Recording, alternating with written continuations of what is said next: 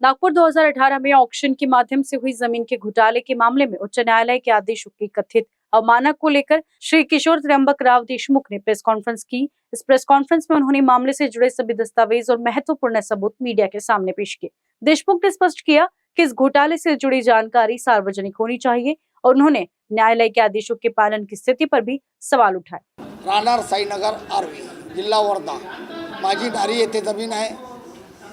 वडिलोपार्जित आणि जी court, high court, civil court, district court, high court याच्यातून सगळ्या आदेशासहित आलेली आहे। आणि आता जे प्रकरण चालू आहे ते 55(2) बाबतचं की जी जमिनीवर सगळं झालं असताना मी संरक्षित भिंत बांधणं माझ्यासह म्हणजे अतिक्रमणधारक बसले नाही पाहिजे वा म्हणून यांना मनाई केलेली आहे। लागेल तर दिवाणी कोर्टाने पहिला जो आदेश ठेवला तो आजपर्यंत स्टेटस को तसाच ठेवलेला आहे कोर्टाने। आणि मी माझी संरक्षित करत असताना फक्त रोड साईड दिके हे अतिक्रमण बसून राहिलं, हे मटेरियल आणून टाकून राहिले म्हणून संरक्षित करायला गेलो तर त्या भिंतीला त्यांनी तोडून टाकलं, म्हणजे त्या कंपाऊंडला पूर्ण 1/4 तोडून टाकलं। आणि आताही ते तोडणार होते, मी रोखलं आहे। आता कोर्टामध्ये केस चालूच आहे माझी। कोण त्याला अधिकृतरित्या कोण त्याला जबाबदार? अधिकृतरित्या त्याच्या NIT जे करून राहिलेली आहे ते कोणाच्या तरी सांगण्यावर करून राहिलेली आहे। जे लिझर तिथे बसलेला आहे त्या लिझरच्या म्हणण्यावरच हे सगळा प्रकार चालू आहे। का बरं तुम्हाला असं वाटते की NIT तुमच्यावर अत्याचार करते? NIT माझ्यावर अत्याचार याच्या करून राहिली की या सगळ्या जमिनीचा लेखाजोखा कोणालाही तिसऱ्या माणसाला माहिती नाही आहे, कारण त्या जमिनीचा मूळ मालक मी आहे। माझं तुम्ही म्हणजे खेवट पाहू शकता, राजे महाराजापासूनचे सगळे कागदपत्र मी दाखल केले आहे। 3 पिढ्यांचे कागदपत्र दाखल आहे।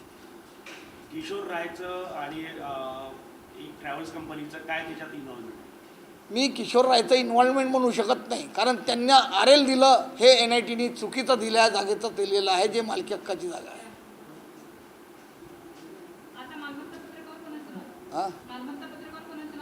आता त्यांचे सगळे ते त्यांच्या जितके काही फ्लॅट स्कीममध्ये बसलेले आहे, म्हणजे कोर्टामध्ये सुद्धा दिवाणी कोर्टामध्ये यांना मला नेऊन ठेवलं। त्यांनी CTS 453 मध्ये यांचं नाव आहे म्हणे, म्हणजे जिथे त्यांना अतिक्रमणधारकाचं नाव टाकलं होतं तिथे 3 नंबर ठेवले होते। 154(2) जे की 4.68 आहे एकर जमीन, त्याच्यानंतर 155(2) जी जमीन 3.10 आहे आणि 0.69 जी की 0.11 आहे। 7.25 एकर जमीन 453 मध्ये आणि त्याची फक्त क्षेत्र 12,950 काहीतरी क्षेत्र आहे त्यांचं, म्हणजे 3 एकरही भरत नाही। आणि एवढी मोठी जमीन तिथे फक्त त्यांनी नाव म्हणजे नंबर नेऊन ठेवलेले आहे। माझी मागणी एकच आहे की त्यांनी ऑलरेडी या प्रकरणामध्ये शासनाचा जो आदेश आलेला आहे, एक शासनाचा आदेश, आम्ही शासनाकडे गेलो की हे चुकीचं होऊन राहिलं तर अपील दाखल केली गेली। त्याच्यात बाळासाहेब थोरात होते त्यावेळेला, त्यांनी एक आदेश दिलेला आहे की आमचे अधिकारी खोटे बोलतात आहे, रेकॉर्डबद्दल खोटा बोलतात आहे।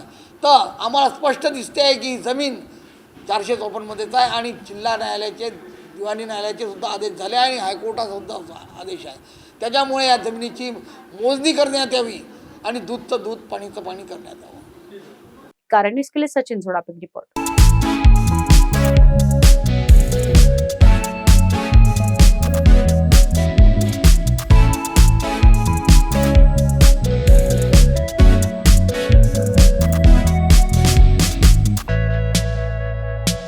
अब नागपुर के 0 माइल से सिर्फ 25 किलोमीटर की दूरी पर हरियाली से घिरा हुआ ग्रीन फार्म हाउस एक शानदार और भव्य वेडिंग डेस्टिनेशन है, जहां शांति, सुंदरता और आधुनिक सुविधाओं का अनोखा संगम देखने को मिलता है। चारों ओर फैले हरे भरे पेड़, खुला वातावरण और सुकून भरा माहौल इस जगह को शादी, रिसेप्शन और हर खास पारिवारिक आयोजन के लिए परफेक्ट बनाता है।